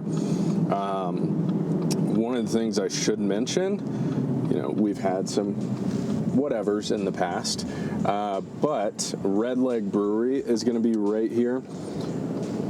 one of the coolest brewery spots in town. We didn't get it on the brew tour, but they've got such a cool outdoor space over here. Open space with like a lawn, and they do concerts, and there's like several little pop-up restaurants in there. Views are amazing, beers are amazing. It's a good time. You definitely got to check that out. And we're headed into like all this commercial space here off of Garden of the Gods and 30th. This is a dangerous section for me here because I'm not a big fast food guy, but if I need some fast food, it's all going to be right here. You got the Lord's Chicken, Chick-fil-A. You got Louisiana's Chicken at Cane's. You got Trinity Brew over here, and then a million other restaurants right over here in this little area. Just a really little convenient space right here. What we're gonna do is take a left on Centennial, keep heading north up to, again, one of my favorite parks in the city, Ute Valley Open Space. Now, as we are headed up Centennial here, there's a ton of commercial up this way. I do have to mention one of my favorite little spots up here we're just about to pass is a 3.14 pie bar. Haha, get it? This place is awesome. They have every type of sweet and savory pie that you can think of, and they're all freaking delicious. Little cafe as well, so they do have like some coffee and tea options, but the pie is what you go there for. Should we stop in? We should stop in. So, man, got some key lime pie here. I think we should go to the car and snag a bite. Oh, so yes. You obviously got the B-roll in that place. The pies in there are absolutely outrageous. So outrageous. And then, Absolutely dude, fantastic. look at right, this. Sam? This little miniature key lime pie here. Oh, I can't wait. Here. Yeah. Here. Let me hold it. You get the first bite. Man. That's so good. Did you get some of the crust? No, I think it's like at the bottom. Yeah. Does that get the Francis stamp? Yep. Dude, I freaking love key lime pie. How good is that? Nothing quite says summer like some key lime pie. I know, dude. So we're now headed away from the pie bar, up north, headed toward, again, one of the premier parks and open spaces. You can kind of just start to get peeks of it off to the right up here. But Ute Valley Open Space. It is a huge park and open space. Again, right here in the middle of town, kind of anchors like the whole like Rock Rimmon, Mountain Shadows, Post Bluff, all those kind of areas right up in here. And just has, again, some wild rock formations, some amazing trails for hiking, mountain biking. I think I've even seen horses back here on this trail too. It's fantastic. It's so pretty. And we're kind of right in the heart here of Mountain Shadows and Rock Rimmon, kind of headed up Centennial again, just to give you an idea of where we're at. One of my favorite ice cream shops in the city is going to be just off to the left up here. Josh and John's, right over here in the center of the neighborhood. And we're going to take a right up here on Vindicator. We are now headed up to another really cool little trail over in this neighborhood. Just sold a home for one of my clients back over here in kind of the Oak Valley neighborhood. Really cool little neighborhood set beneath this old quarry up here. What's really cool now is they're like in the throes, like in the major portions of a reclamation project on that. So you'll see like an old red rock scar kind of in the side of the mountain, but they're starting to put all that back together for reclamation. So gonna look natural and pretty again eventually over the years. And what we're gonna do is keep taking Centennial straight up north, head on over to one of my favorite trails. I think Francis has done this before too, but Blodgett Peak open space, and then eventually lead you up to Blodgett Peak. But again, this portion of the city, you have so much access to the outdoors over here. Again, all the mountain biking, hiking, trail running, a little bit of mountain peak climbing, and we'll take you guys over here to Blvd Peak open space here in a sec. See you there. We stopped at Blvd Peak today, and it's such a beautiful day out. That entire lot is full too. So we're just going to continue on with the driving tour. It's crazy. It's a beautiful day. 11:30 on a beautiful day. Apparently everyone took the day off because it's kind of the first nice day we've had in about a week, and everyone is out. So you got Blvd Peak right behind me. Some of the most amazing city views from over here in this area as well, looking out west over like Peregrine, Pope's Bluff, Pope's Valley. Sweet. So we are now headed right down North Academy off of I-25, kind of right into like the heart of the North Academy area. So much shopping, dining, entertainment, all right within this little area right here off of North Academy and I-25, all the way down to Academy and Woodman is kind of what we're going to drive right now. So right over here you got the Chapel Hills Mall. It's got tons of stores, and believe it or not, it's still actually like a functioning and kind of thriving mall. I still go there all the time for certain stores. Really, it's just a sporting goods store, honestly. And then again, like so much shopping and dining all right in this area here. The other thing I come up here for, believe it or not, I love to read, and this Barnes & Noble up here is my favorite Barnes & Noble in the city. They seem to have whatever it is that I want every single time. So right now I'm super into the Craig Johnson Longmire series and the Dune books. They have all of those right here all the time. I mean, Burlington Cove Factory is up here. You ate at Lazy Dog up here the other day, right, Francis? Yeah. Yep. Yeah. Gosh, what else do we have? Snooze up here, cafe. Thai Mint is Thai up here Mint. too. Really yes. good. Such a good Thai place. Yeah. Now, headed on Dublin West, and it eventually turns into Nevada right here. And one of the coolest things, another cool little natural spot and hike over here. We're kind of at the base of Pulpit Rock, and like UCCS pours out into this area, and this is another just major shopping, dining, entertainment area. But this hike right here, Pulpit Rock, it's an awesome little hike because it's maybe 15 minutes to the top of Pulpit Rock. You just get all encompassing every field of direction views from the top. Everything from Pikes Peak, like Monument, all the way south down to the Spanish Peaks on a clear day.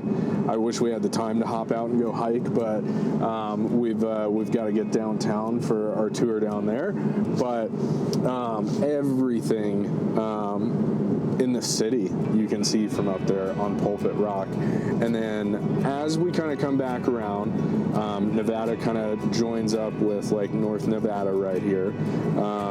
You've got UCCS off to the left, a lot of their sports fields and new buildings and Center for the Arts, all that stuff. And all of that is going to pour out into University Village right here. Another massive shopping, dining, and entertainment sector in the city right here. Relatively new. There's still development going in. But you've got your Trader Joe's over here, your Costco, your Lowe's, all sorts of like little chain and non-chain restaurants all through right here. That was the weirdest light that I've ever seen in my life.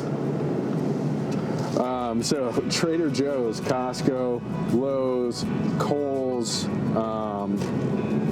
gosh, what else is over here? I mean, they got a Chipotle, a Panera Bread, Urban Egg, which is one of my favorite breakfast spots in the city. Best biscuits and gravy in the city, hands down. But what we are going to do now, maybe the most exciting part of this whole tour, is go join up with the entire team downtown to show you kind of the final leg of this citywide tour here. So let's go see where the rest of the boys are at.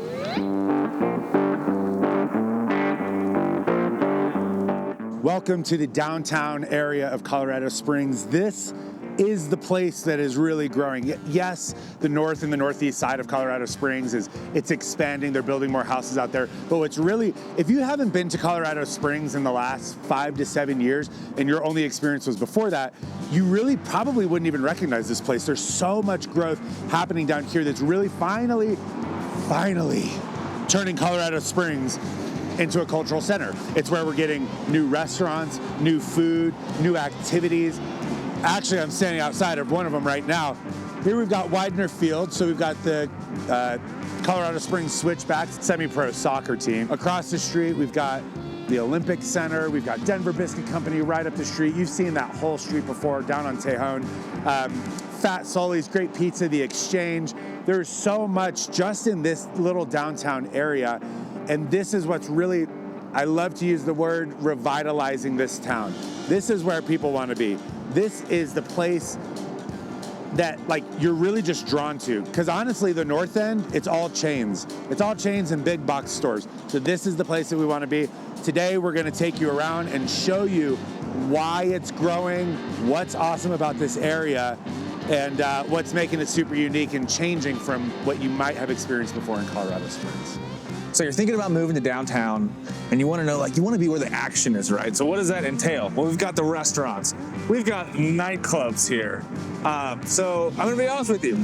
Don't really go to nightclubs. Not really my jive. No. But we do have several. There is Cowboys. Yep. There's Blondies. Yeah. There is the Mansion. Yep. Now you probably have more experience with talking about. Let's hear like a crazy story from Cowboys. Oh man, Cowboys is like prime people watching territory. Like I've definitely seen some gentlemen that were causing problems be carried out by all four limbs face down by the bouncers, you know, like lambs being picked up, like, you know, and just carried right out or whatever. That's funny. It's hilarious. But for me personally, like the nightlife around here, I like a slower pace when I'm going out at night. Definitely. So I like things like this spot. The Garden, got a really, really cool like outdoor space here, really good food, really good drinks. I like Kawadi, places like that. All right, everybody, we are downtown Colorado Springs still, but a little bit different area. We're going to tell you about the recreational opportunities in and around or close to the downtown area here in Colorado Springs. We're in front of one of my personal favorite stores in Colorado Springs, the Mountain Chalet. I believe, Kyle, you've probably been in this store, have you not? I go in this store like on a weekly basis. It's like the best store here. Yeah. They've got, man, like, you've got your REI, your Shields, those types of stores in Colorado Springs, also kind of the big ones. But Mountain Chalet, they're just a local store. I try to support local as much as I can, but if you want quality climbing, expedition gear, backcountry skiing, regular skiing, rock climbing, I mean, anything you can think of, this is the place to go. Hands down, no doubt about it. And not just for the gear, but the staff. Ooh, the service. Oh my gosh. So a great example of this is we had some skis that we took to, sorry. And we just, ran them through the machine, but actually had paid for like what was supposed to be like their super nice tune. And unfortunately, when we got the skis back, Lauren just couldn't ski anymore. Like they weren't usable, basically. Snowboard. We were snowboarding. Yeah, she couldn't like snowboard anymore, which is crazy because she's like better than I am. And she would just go and we'd be like on a cat track and she would just whoop, just like slip out, hit the dirt every time. Make a difference, man. And so what happened is we brought them here and they looked at it like finer and it had like waves throughout the whole thing. They had overgutted it. They had just done it so poorly. And they just like kept it for a week. And they're the only ones like that were able to like fix it and actually get it ready to go. So they're the only place that I'll take really any of my gear to anymore. I'm having some skis, the skins cut right now. Yeah, there you go. Yeah. Anyway, Mountain Chalet. It's also the oldest locally owned mountain shop in Colorado. Colorado, right, yeah. Which is pretty cool. So this is right here on Nevada. On Nevada, yeah. And it's right next to City Rock. A climbing gym. How convenient. Yeah, City Rock is super awesome. I think it's the best climbing gym in town. If I'm being totally honest, it's where I go. Super great staff. They're always changing routes. They're always doing events. It's just a really great environment. And right next to it is the Ute restaurant, which has a bunch of good food and beers and stuff like that. It's not a brewery, so it's not like craft stuff, but really cool location. So otherwise, from this downtown area, which we're like Nevada and Kiowa is where we're at. Ish. Yes. You do have the little park over there. Acacia Park, yep. Yep. And then I guess there's still some open spaces like around this area. Or you've got Acacia Park, Monument Valley Park is kind of follows along I-25, but pickleball courts, swimming pool, playground, all that stuff. It backs up to Colorado College campus and like their soccer practice field where their track is and everything. So that's a pretty cool area, nice good green space down there. So that's a really cool open space, and all that's right in downtown. But it's not just what is in downtown, it's what you're close to. Yes. I mean, right here, like I'm not looking at the camera, right there, I'm staring at Pikes Peak right between these two buildings. Yeah. So you're, a 5-minute drive over to Red Rocks open space. You can, they've got pre-bolted routes you can climb over there. There's trails you can mountain bike, run on, all that stuff. And there's just a myriad of trails and things to do right outside of downtown on the foothills. Yeah, you're also, then if you're 5 minutes to that, then you're 7 minutes to the incline. So like the whole Manitou Springs area. And really, again, I think like this is the part of Colorado Springs that people are just out walking the streets. Yeah. Right? So like not recreation related, but one street over, Tejon, is probably like the busiest pedestrian street. I would wager is maybe that versus Colorado Avenue.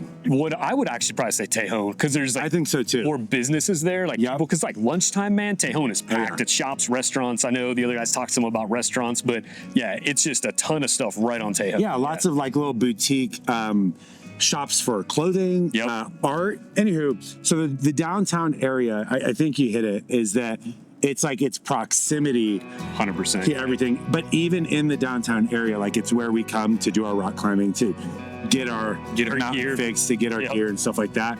And like from here, it just like propels you right into the mountains. And this is the last thing I'm gonna say about this is I live on the southeast side of town.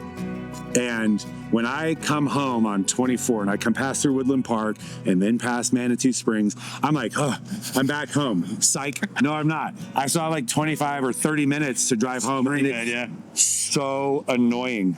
Versus from here, you're home. Yeah. You come back through the mountains from your day trip to the ski resorts or anything, and it's like, you're back. Yeah. Like, you really can't ask for anything. You don't have to fight that eastern Colorado Springs jibber jabber traffic. Yeah, this just sucks. So yeah, downtown proximity, also stuff to do here recreationally. Man, I don't think you can beat it. You can't. We are here at Acacia Park, kind of one of the hubs here around downtown, and you can see behind me all the commercial, shopping, dining, entertainment, everything that you could think of over here. I mean, some of our favorite restaurants are right here. Oh, yes. You got T-Birds that just reopened up over here. There's a speakeasy in the back of there called District 11. Yeah. And so, little history. So good. T-Birds also owned a place called Mood Tapas. Yep. Which was in that location. They did not renew their lease at the old location, so they had to make a business decision. But if you really liked Mood Tapas, or if you like tapas, the speakeasy has menu items from that place. Yeah. Really, really good. Super good. You got skirted heifer in here, which is freaking delicious. Yeah. The burgers are insane, and they do like the massive cheese skirts. Yeah, man. really cool. Dude, there's so much stuff. I'd be remiss if I didn't mention Acacia Park. Get a view of it right here. Absolutely fantastic little park right here in the center of downtown. Right now, I think we're gonna go and head over to Kawadi. Probably my favorite place downtown. It's kind of an indoor but open air like food market. They got some of the best food in there. Some Korean street food, Hawaiian barbecue. It's awesome. And I think Chris and Kyle are going to meet us there. So let's zip on down. Let's do it. Okay, sweet. So we're in this place called Kawadi. This is kind of the end of the tour. This is the Colorado Automatic Trolley Interchange, and it's been turned into this super cool, like big kind of cafe style. You have all kinds of food. You got poke, you've got juices. Actually, you've got the plant vault, which this is a super cool place because, everybody do be loving plants these days. You've got the Hawaiian grinds here. They've got poke bowls, or you can get coffee in here. You can get these unbelievable, I can't admit to eating cauliflower chicken nuggets, so I won't. But I did get a bulgogi cheesesteak that's sitting over here, and we have to get there quick because these knuckleheads are going to eat all my food. But Kawadi is a really cool place in the downtown area. This is really like I dare say, the heart of the downtown area. They do this thing called, they do silent discos here. They do, there's a stage up there for live music. There's like 3 or 4 bars all around the place. And so at the end of the day, the Colorado Springs feel, a lot of people are like, where do I go downtown? You have to go to Kawadi at least some point in your life if you're coming to Colorado Springs. Yeah. So we've got the bulgogi cheesesteak. We've got these incredible dumplings. This is from Anju. Yeah. And then Sam, he was handed that. He did not choose. I didn't, because if I would have chosen, I would have gotten the caramel one. They like fill it with like a caramel core. This from Frozen Gold around the corner. Yep. Delicious ice cream. Some of the best ice cream in the city, dare I say. Dare you? Wow. Some. It's not some of which, by the way, stay tuned because this summer we're waiting for it to get hot. Yeah. Hey, look, we just know everybody in this town. We're the people to know. We are, later this summer, we're doing an ice cream tour of Colorado Springs. So also, if you would like to join us for that, you're more than welcome. But yeah, we should have had people join us on the beer tour because I got sick drinking that much beer. Yeah. Being totally honest.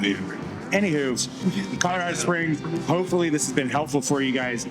If there are areas that you want to see more of, then somewhere on this screen, there's a playlist of all the neighborhood tours. We do deep dives into them so that you can kind of see them, feel them, hopefully not smell them. So definitely check those out. Subscribe to the channel. And if you got any more specific questions, or if there was something that we didn't cover, please let us know in the comments. Yeah. Reach out. We are the guys that will answer the phone, and we would love to chat with you to get you out to Colorado Springs so you can enjoy this amazing place. Otherwise, we're going to go back to eating our food and smash this ice cream. We'll see you guys in the next video. Peace.